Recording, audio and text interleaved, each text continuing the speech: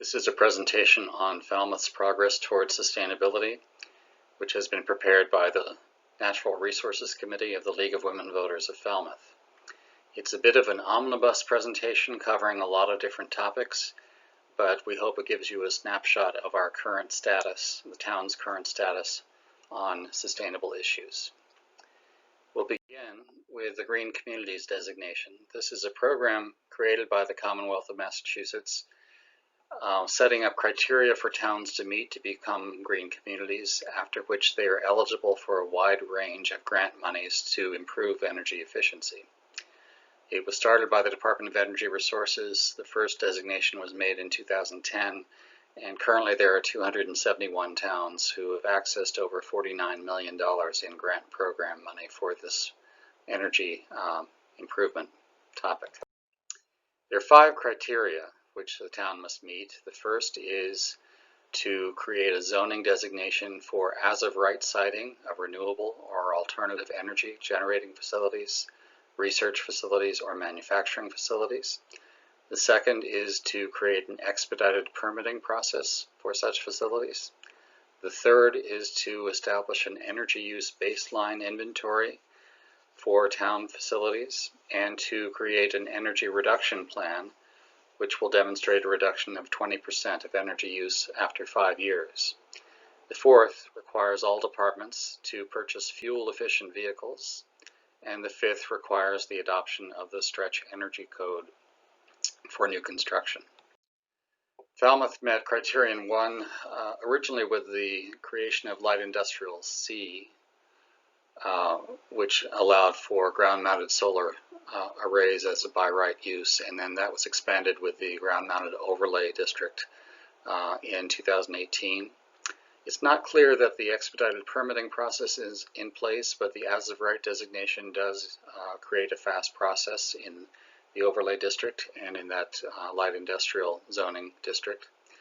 An energy of town facilities was completed several years ago, and it's being updated currently, conducted by the Cape Light Compact to satisfy criterion 3. The energy reduction plan is also a part of that update.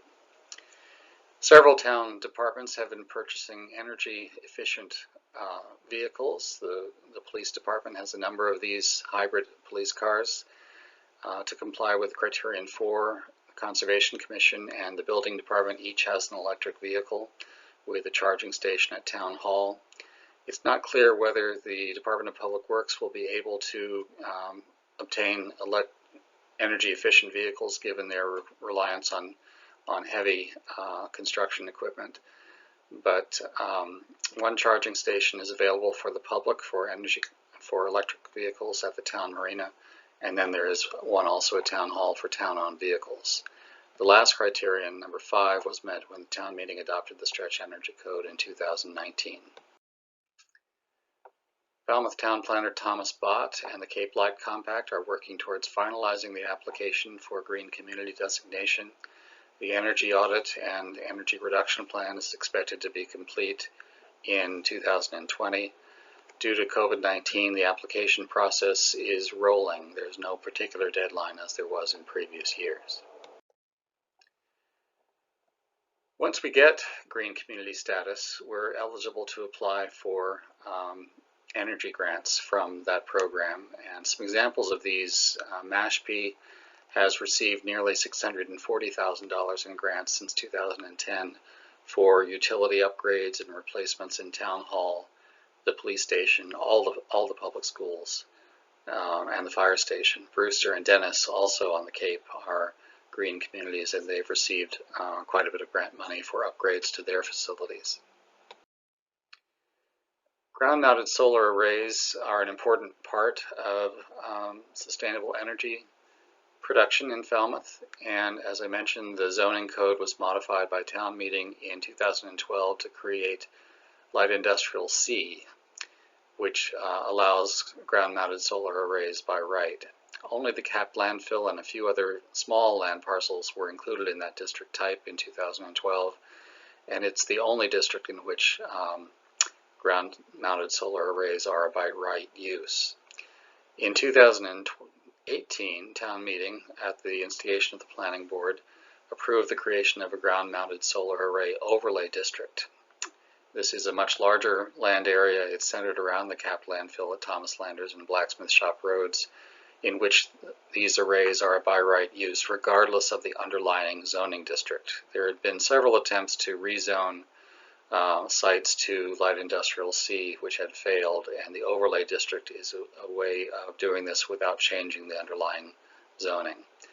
And in 2019, the Cape Cod Fairgrounds, or Barnstable County Fairgrounds, along Nathan Ellis Highway were added to the overlay district by town meeting. The EDIC began the process of creating a large solar array at the capped landfill in 2014. The project was completed and went online in 2016 and currently generates 4.3 megawatts of energy use, saving the town over $500,000 annually in energy costs. Phase 2 is in process right now, which is expected to generate 2.09 megawatts of power when completed. We have not been able to ascertain what the construction schedule for that and the completion date is projected to be. There's several other large solar arrays in the district. Lawrence Lynch has a property on each side of Blacksmith Shop Road, which is being developed now as a 7.3 megawatt capacity facility. It was approved after that area was included in the overlay district and is expected to be finished by 2020 at the end of this year. Cape Cod Fairgrounds has also received approval from the planning board for a solar parking canopy project at their facility.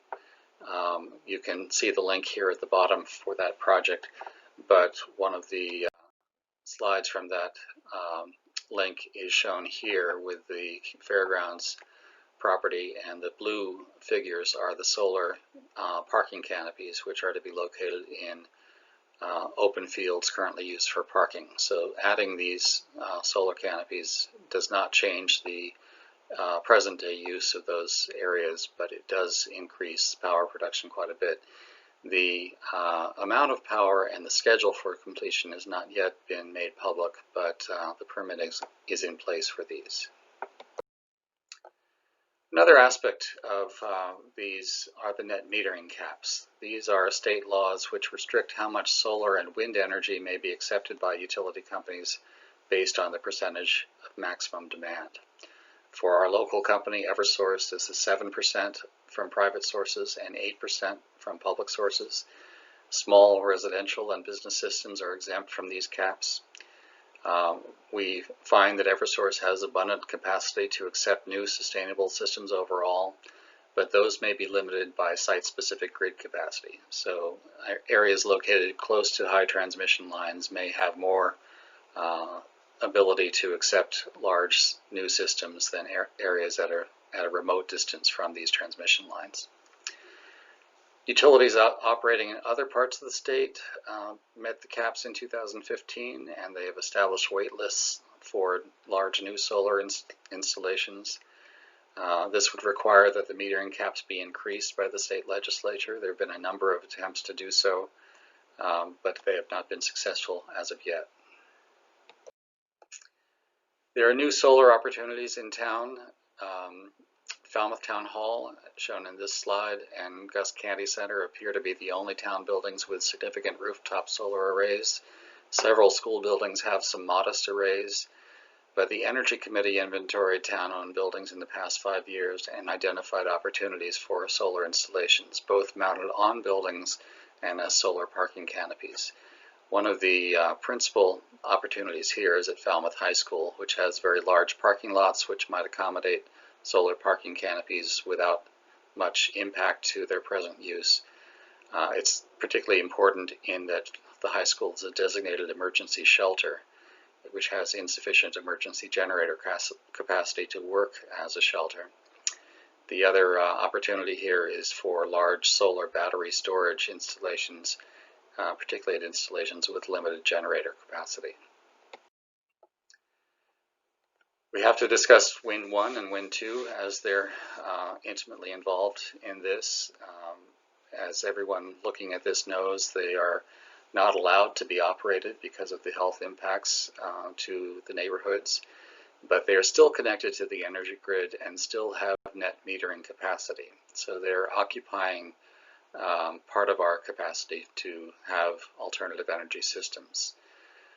The problem seems to be that the grants which funded their construction will become loans requiring repayment when they are disconnected from the grid. And although town meeting approved $2.5 million to dismantle the turbines, if they were dismantled, those loans would still need to be repaid. We've tried to sell the turbines. They're over 10 years old with an anticipated life cycle of 20 years, so the resale potential is diminishing. Due to the current status of the turbines, we seem to be at an impasse, and you'll find discussions of this on the town website under the Board of Selectmen tab, as well as in local newspaper accounts. Coastal resilience is a big part of our work towards sustainability, and the Board of Selectmen created the Coastal Resilience Action Committee in 2017 to address the risks and hazards of coastal erosion, storms, and sea level rise. They have been actively working since that time and have applied for and received several grants for the work over the past few years. They worked closely with a consultant group, the Woods Hole Group, to assess these risks and actions. The first step was to take part in the Municipal Vulnerability Program, and the Action Committee held a workshop in 2018 to address resilience building. The final report on that workshop is on their webpage. The link is shown here. But coming out of that workshop, there were six top priorities, which had broad consensus. First was to develop a retreat plan from coastal roadways. Second was to develop a sediment management plan for Falmouth's coastline. The third was to replace, maintain, or relocate vital water and sewer infrastructure as necessary. They also agreed upon relocation of critical town facilities out of the floodplain, coordination with utility companies to increase preparedness and hazard response, and there were a number of other high, medium, and low priority issues. Again, you can see this link to find the full report on the workshop. Next, the Action Committee worked with Woods Hole Group to prepare an analysis of the town of Falmouth properties at risk from coastal erosion, flooding, and sea level rise, weighing and prioritizing this by the risk implications. This study was completed in 2019, and you can find the report from the study as well as a final presentation of the study available on the Coastal Resilience website. Those links are shown here. The study projects flood elevations on critical bridges, roads, and infrastructure facilities as sea level rises over 15 years and proposes mitigation strategies for several of these. This is a slide from that report showing Woods Hole, the downtown area of Woods Hole, and what the flooding risk would be during different events. You can see that most of Woods Hole is affected by it. These little inserts show the projected flood levels in various locations. So the Woods Hole drawbridge, for example, would be underwater during a 1 or a 5% events in 2030. The Water Street would be underwater as well, and the Woods Hole sewer lift station would be surrounded by water in those events. Here are two other figures from that report showing the flood impacts to Old Silver Beach and Great Sippawisset Marsh. You can't really see the details in these slides, but as you look at the time period, so on Old Silver Beach, for example, the current status is at the top, and you see the blue is open water and the green is regularly flooded marsh. As time goes on and sea level rises going down on the slide, you can see that most of that regularly flooded marsh becomes open water by 2070. Similarly, with Great Sippawisset Marsh, most of that area, which is currently marsh or mudflat, becomes open water as sea level rises. There were some mitigation strategies proposed, and this is a slide from that study for Town Hall, for example. You can see on the left how Town Hall is in the flood zone with various flood surge levels, and one of the recommendations for preventing damage at Town Hall is to dry flood-proof the lower floor to protect the interior spaces. Secondly, to create a berm-like landscaping feature or a dike around Town Hall to prevent flooding. This involves a much larger property than just Town Hall itself, as it connects across behind some commercial and office buildings over to St. Barnabas property and then into the residential area.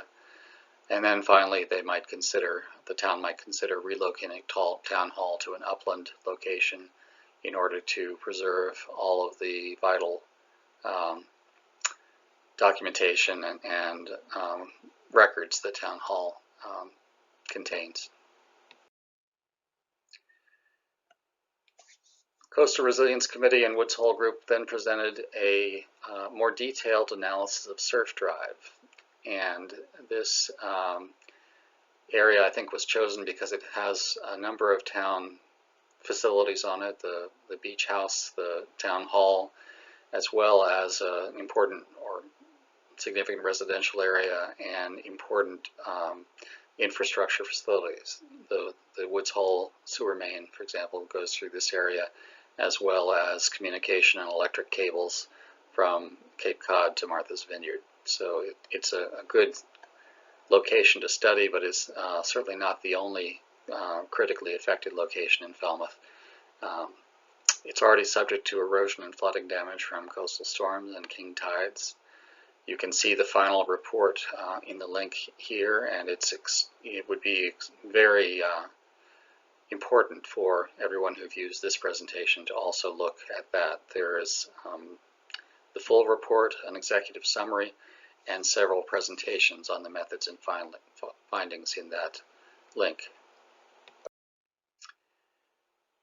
The Woods Hole Group and the committee proposed several different strategies for how to respond to flooding risk. One is natural resources, which might include elements such as beach nourishment and dune plantings. The second is protection, either raising structures above flood level or using seawalls or revetments to protect them from flooding. The third is connections, to try and maintain utility and movement corridors through relocating critical facilities, changing fixed facilities to portable facilities that might be moved out of the flood path, or elevating roadways above flood zone. And then the final strategy involves managed retreat, when one might consider replacing facilities with more resilient ones or abandoning facilities that cannot be reasonably protected. They propose this in a network of strategies. So as you look on the left side, there are a number of different categories of bridge construction, roadway maintenance, public outreach, revetments, seawalls, etc. And then as sea level rises along the lower axis, the strategy moves through these various things, with the recommended line being the red line. So this is a study which is hard to discuss in detail in this presentation, but if you go to the surf drive study, you will get a much more full understanding of that. This slide presents some of those recommendations in a more visual form. So in 2030, for example, protect key assets while preparing for managed retreat in other areas. So there might be a temporary sheet piling wall along the Shining Sea bike path to protect the sewer main below that, while permitting and planning goes on for relocating that to an inland and upland location. Beach nourishment along other parts of Shore Drive will help protect from storm damage, but removing the bathhouse and replacing it with movable facilities which can be taken out of the path of major storms if need be is another aspect there. And then in the right side of the slide, later when sea level rises much higher, relocating or increasing the elevation of critical sewer lift stations along Surf Drive and along Salt Pond is included in that. So again, the full study is very much worth looking at. Planning for this is now in the hands of the Select Board, the Planning Board, the Finance Committee, and ultimately Town Meeting. This report has been accepted, I believe, by Select Board and included in the strategic plan for 2020 through 2024 to discuss how best to implement it and to propose funding strategies to pay for it. As I mentioned, this study is just one area of the Falmouth coastline. Woods Hole is another. Magansett Harbor, Manahan, there are a number of other locations which also have risks associated with them, and analysis of these areas might be prudent as well. Woods Hole is a special case. It includes a number of major institutions who have been doing their own planning, again with the Woods Hole group, for their facilities. Many of those facilities must remain in close proximity to water because of their, the shipping or the needs for salt water for laboratories, etc. And their planning for how best to approach sea level rise was presented on September 24th. This is available on the Woods Hole Oceanographic Institution website. The first presentation was on policy, the second is on implementation. The link to those presentations is shown here, as well as the link to the final report. And both of those are well worth looking at. A few examples from that presentation. This is a figure showing how sea level rise will affect the shoreline and wetland in that area. You can see the present day is in the dark sort of steel blue, and then as you go into the future it becomes progressively lighter. So the wetland area around Mill Pond behind Millfield Street is going to become open water over time as sea level rises, and a number of the areas affected by storm surge along Water Street and the institution properties are going to be affected by sea level rise as well. There are a series of incremental recommendations in this study for each institution, which involve making them more resilient by moving electrical and utility systems higher up in the buildings to be out of the flood zone, waterproofing the lower floors with watertight seals around doors and windows, depending on the elevation, having movable flood barriers along the shoreline, and other proposals for mitigating the damage of flooding. That was MBL. This is Hui with their properties, again with similar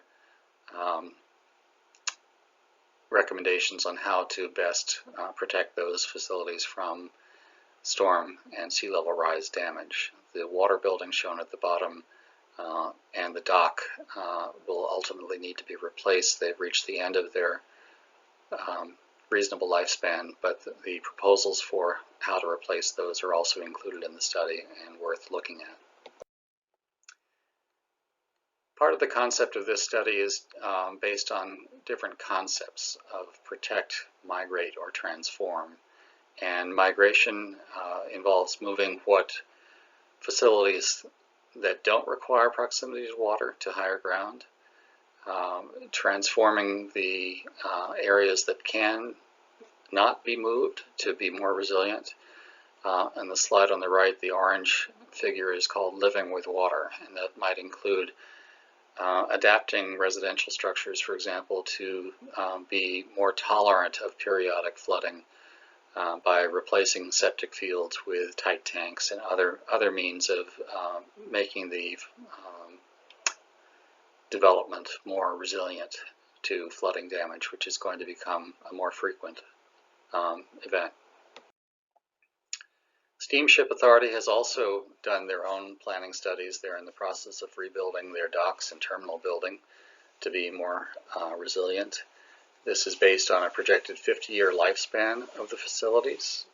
Some of the facilities have to remain dry in all circumstances, such as the terminal building, and then the dock and the waterside areas can tolerate periodic inundation. There's a link here on this slide as well to the final memo recommendations from the Woods Hole Group to Steamship Authority for their projects.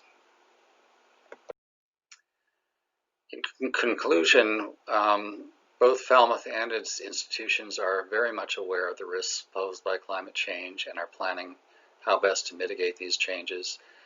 The first and most easily achieved step is to become a green community, to provide access to a number of state grants for implementation, and this probably will help in other federal and state grant programs as well. The goal, I think, is to transition to a net zero carbon status. This is important both for Falmouth as well as for the state and the nation, to try and mitigate the overall long-term effects of climate change. We can't prevent the climate from changing, but we can attenuate the degree to which it changes depending on how we modify our behavior and activities. Changes are inevitable. We must weigh alternatives to protect and transform the coastline to be more resilient. We hope, the Natural Resources Committee hopes that this has been useful to the audience, and we encourage you to look at the Surf Drive study and some of the other studies which are presented in this presentation.